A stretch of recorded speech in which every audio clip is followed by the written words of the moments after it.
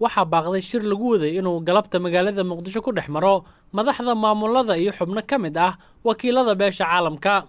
madaxweyne maxamed cabdulaahi maxamed farmaajo ayaa lagu eedeeyey in maamulada taabacsan uu ku cadaadiyey inaysan xaadirin kulanka, isla markaana uu soo jeediyey inay keliya kulmaan hogaamiyayaasha dowlad goboleedyada haddii kala fadhiga aan la xaadirin.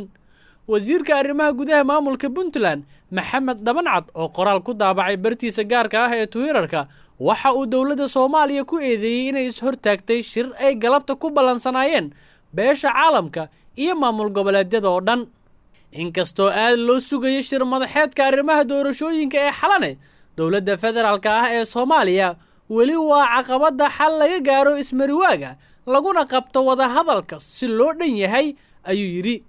Dhabancad ayaa hadalkiisa waxa uu intaasi ku sii daray shir horudhac ah ayaa qorsheysnaa inuu dhex maro dhammaan dhinacyada la casuumay ee beesha caalamka iyo weliba dowladaha xubnaha ka ah federaalka, balse nasiib daro hogaamiyaha dowladda federaalka ayaa lagu waramay inuu qaar ka mid ah dowladaha xubnaha ka ah uu ka hor istaagay ka qaybgalka. tani waxa ay dhacaysaa iyadoo shalay dowladda federaalka ay xushmad darro ugu muujisay qoraal ay soo saartay doorka wakiilada beesha caalamka.